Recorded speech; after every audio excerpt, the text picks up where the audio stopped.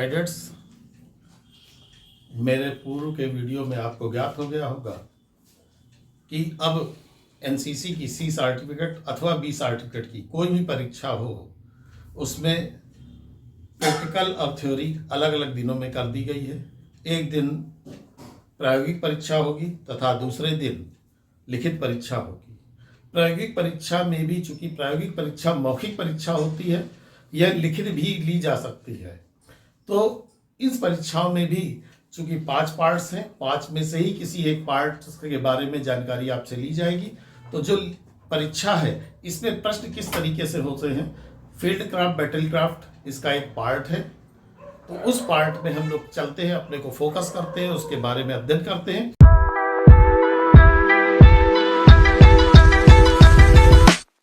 Field craft है क्या, क्षेत्र कला है क्या?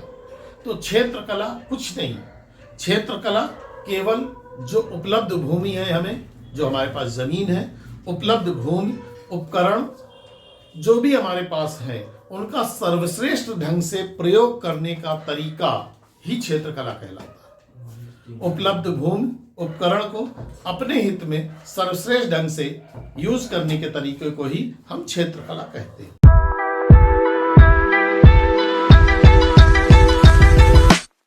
अब क्षेत्र कला के उद्देश्य क्या है? क्षेत्र कला मतलब फील्ड, फील्ड का मतलब शत्रु जहां पर भी है हम उसको कैसे ढूंढेंगे, क्या करेंगे, इसके उद्देश्य। तो सबसे पहला पॉइंट होता है ढूंढना, फाइंडिंग। ढूंढेंगे कैसे? शत्रु को देख करके चुपके से उसके पास पहुंच जाना, पहला पॉइंट ढूंढना, फाइंडिंग। दूसरा, जब हम उसके पास पहुंचने वाले हैं, वो आगे चल लिया, कहीं भी हो सकता है, तो उसे फॉलो करना, उसका पीछा करना, छिप करके शत्रु का पीछा करना। अब छिप करके आप शत्रु का पीछा करना मतलब आप उसे मूर्ख बना रहे हैं। तीसरा पॉइंट है मूर्ख बनाना, फूल बनाना, शत्रु को धोखा देना, उसे आभास नहीं होने देना कि आप उसका पीछा कर रहे हैं। उसके बाद अगली चीज आती फिक्स, फंसाना, उसको अपने जाल में फंसाना, उसको घेर करके फंसाना। और अंतिम पॉइंट होता है फायर, गोली चलाना, अर्थात शत्रु को गोली मार करके खत्म कर देना।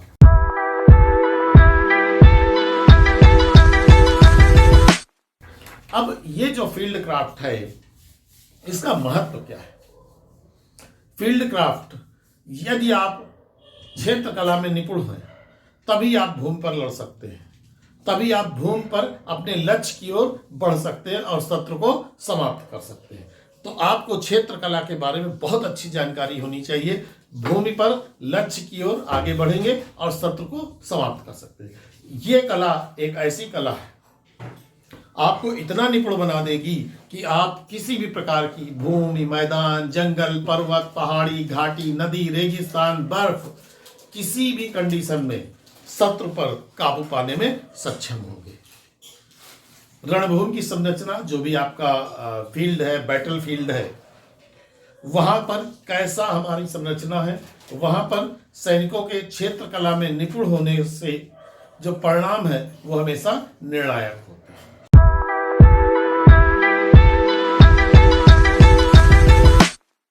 अब जो क्षेत्र कला है, इस पे आप कौन सी ऐसी चीजें हैं जिससे आप अपने को बहुत अच्छा बना सकते हैं? सबसे पहला पॉइंट भू अध्ययन, जमीन जहां पर आप हैं, जिस फील्ड पर हैं, उसकी बिल्कुल एक्यूरेसी जानकारी, वहां पर जानकारी होनी चाहिए, भू अध्ययन की योग्यता होनी चाहिए। दूसरा, शस्त्र ज्ञान, जो हथियार हमें मिले हुए हैं, जिनसे हम शत्रु से लड़ने जा रहे हैं, उनका भी हमें नॉलेज होना चाहिए, इनको कैसे चलाना है और अगर इसमें कोई समस्या आ गई तो उससे कैसे निपटना है। तीसरी चीज, शारीरिक क्षमता, आपके अंदर इतनी शारीरिक क्षमता भी होनी चाहिए कि बाई चांस शत्रु ने आपके ऊपर अटैक कर दिया और आपका हथियार गड़बड़ कर रहा है, तो आपके शरीर की भी इतनी क्षमता होनी चाहिए कि उसके शरीर से ही, अपने शरीर की ताकत से ही उसको आप धराशायी कर सके, परास्त कर सके। और इस कार्य के लिए चौथा पॉइंट होना चाहिए बुद्धिमत्ता, बुद्धिमान होना चाहिए।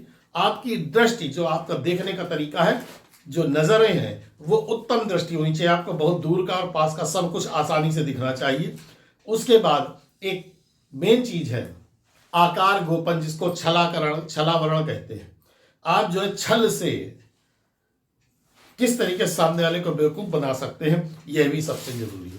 उसके बाद मानसिक योग्यता, आपका मेंटल डेवलपमेंट होना चाहिए और सबसे साथ साथ जरूरी है आपको अनुशासन में रहना चाहिए।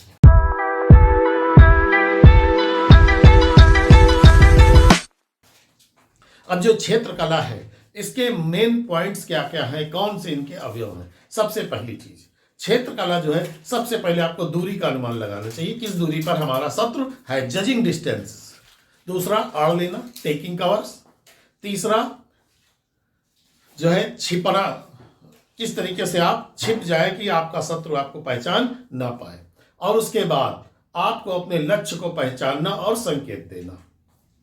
जब इतना सब कुछ हो जाए तब फायर एंड मूवमेंट, गोलीबारी और चालें, और हमें फील्ड सिग्नल्स का बहुत अच्छे से ज्ञान होना चाहिए, इसको बहुत जरूरी है।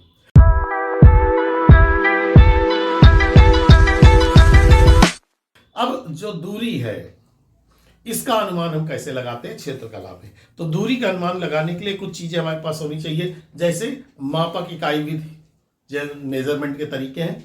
दूसरा आभास, अपीयरेंस, हमें अंदाज होना चाहिए कि लगभग इतनी दूरी पर है। तीसरी ब्रैकेटिंग मेथड। चौथी सेक्शन औसत विधि। पांचवी क्या है, परिचित दूरी विधि। अगर आपको उस क्षेत्र के बारे में जानकारी है तो आप ये अनुमान लगा पाएंगे कि वह व्यक्ति वहां और हम यहां पर है तो इसके बीच की डिस्टेंस कितनी है, परिचित दूरी विधि। उसके बाद हाल्विंग मेथड, आधी दूरी विधि। आधी दूरी विधि क्या, हमने देखा कि वह व्यक्ति 200 मीटर पर है, हम लगभग 100 मीटर जाकर के फिर छुप गए, फिर हमने देखा अब क्या है। और ये जितना भी पार्ट है इसको अगर हम देखेंगे तो आड़ लेने में आ जाता है।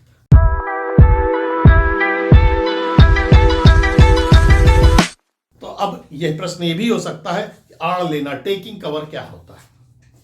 आड़ लेना एक ऐसा स्थान होता है जहां पर युद्ध के समय सैनिक छुप सकता है, शत्रु पर सरलता से आक्रमण करे और पकड़े या मारे जाने से बच सके, यही आड़ लेने का होता है। आड़ में आप शत्रु की सीधी दृष्टि से और आक्रमण से बच सकते हैं।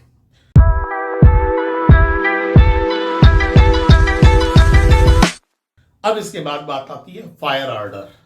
फायर ऑर्डर क्या है? फायर, आप सेना में हैं, आप सीधे फायर नहीं कर सकते, आपको रोका गया है, आप किसी भी तरीके से फायर नहीं कर सकते। तो फायर ऑर्डर 3 तरीके के होते हैं। सबसे पहला योजना आदेश। यह आदेश जो है, जो योजना आदेश है, प्लान ऑर्डर, यह हमेशा उच्च अधिकारियों द्वारा फायरिंग की योजना बनाने वाले अधिकारियों को दिया जाता है। जिन अधिकारियों ने योजना बनाई फायरिंग करनी है, वो अपने उच्च अधिकारियों से परमिशन लेता है कि हम फायर करें या ना करें। तो जब वो परमिशन देता है तभी वो आगे बढ़ता है। दूसरा पॉइंट आता है फायर निर्देश आदेश। जो ऊपर वाले से आदेश अधिकारियों को मिल गया तो अधिकारियों का काम होता है वो यूनिट कमांडर को आदेश करता है फायर का, तो फायर डायरेक्शन ऑर्डर हो गया। और तीसरा है फायर नियंत्रण आदेश, फायर कंट्रोल ऑर्डर। यह आदेश जो है यूनिट कमांडर द्वारा अपने जवानों को दे दिया जाता है कि अब आप फायर कर सकते हैं।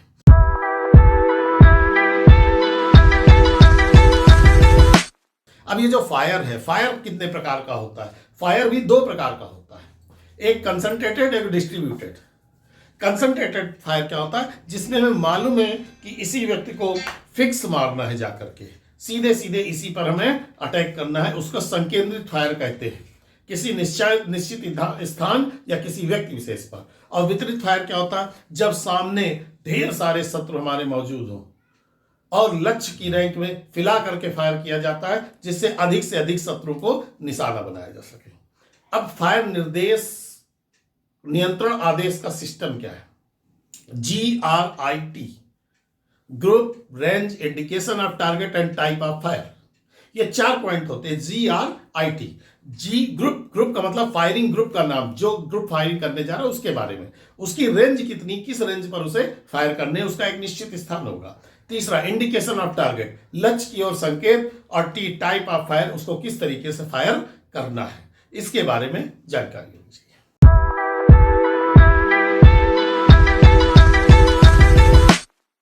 अब जो फायर निर्देश, जो फायर नियंत्रण है आदेश के प्रकार क्या क्या, किस किस तरीके से फायर नियंत्रण के आदेश किए जाते हैं। तो सबसे पहला है मौका मिलने पर फायर। यह कब दिया जाता है? जब कमांडर, यूनिट कमांडर उसे देख नहीं पा रहा है तो उसने अपने सैनिकों को कहा कि जब मौका मिले फायर कर सकते हो। दूसरा तैयारी से फायर। यह तैयारी से फायर कब किया जाता है? जो है शत्रु की हरकत दिखाई दे जाती है, तो अपनी तैयारी के साथ उस पर अटैक किया जाता है कि ये बच के ना जा पाए। तीसरा, ब्रीफ फायर। ब्रीफ फायर, ये ब्रीफ फायर कब किया जाता है? जब शत्रु जो है दाहिने बाएं भाग रहा हो तो उस समय ब्रीफ फायर किया जाता है, या वो शत्रु जो आप पर हमला कर रहा हो उस समय ब्रीफ फायर किया जाता है। इसके बाद पूरा फायर। पूरा फायर तब किया जाता है जब शत्रु आपकी एकदम रेंज में आ जाए, तो ये पूरा फायर कहलाता है।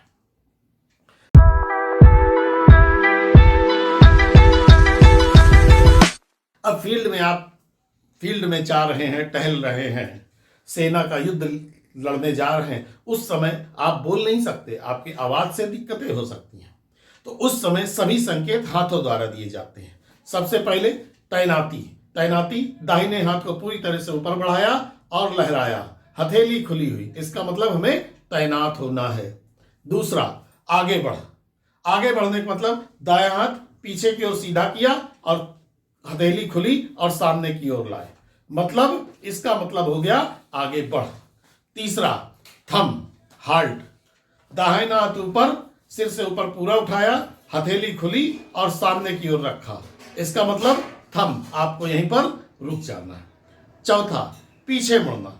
दाहिने हाथ ऊपर उठाया, सिर के ऊपर रखा, हथेली खुली, इसका मतलब आपको पीछे मुड़ना है। उसके बाद बात आती है दिशा परिवर्तन। अब आपको दिशा, चूंकि जो सबसे आगे जा रहा है वही आपको डायरेक्शन दे रहा है, दिशा परिवर्तन कैसे किया है? दाहिना हाथ कंधे की सीध में पूरा सामने की ओर खोलना और शरीर को नई दिशा में घुमाना, इस तरीके से घुमा दिया जिससे कि पता लग जाए कि आपको किस दिशा में घूमना है। उसके बाद निकट आओ, पास में कैसे आओ? दाहिना हाथ सिर के ऊपर उठाएं, मुट्ठी बंद करें, कोई नहीं दाईं ओर मुड़ी हुई रखें और अपेक्षित स्थान की ओर इशारा करें कि आपको यहां आना है। उसके बाद फॉलो मी, मेरे पीछे चल। मेरे पीछे कैसे चलना है? अब मेरे पीछे चलने के लिए क्या करना होगा आपको? जब भी पीछे चलने की बात करते हैं तो पीछे चलने के लिए आपको दायां हाथ कंधे से ऊपर सीधा उठाकर पीछे की ओर से आगे की ओर हिलाते जाएं, और इस तरीके से आपको फील्ड क्राफ्ट की पूरी जानकारी इस सेक्शन में मिल जाती है। यह लिखित परीक्षा और मौखिक परीक्षा दोनों के लिए ही महत्वपूर्ण सेक्शन है। इस सेक्शन का आपको अध्ययन करना नितांत आवश्यक है, और जैसे ही आप इसका अध्ययन करेंगे निश्चित रूप से अधिक अंक को प्राप्त करेंगे। मैं पुनः कह रहा हूं कि अभी तक जितने भी मेरे इसमें वीडियोस पढ़े हुए हैं एनसीसी के, आप लिखित परीक्षा से पूर्व उन सभी का अध्ययन अवश्य करें, क्योंकि लगभग मेरे द्वारा पूरे सिलेबस को कवर किया गया है, और सिलेबस में जो भी क्वेश्चंस संभावित हैं वो सभी इन्हीं वीडियोस में है। आप इनका अध्ययन करें और अधिक से अधिक अंक प्राप्त करें। जय हिंद।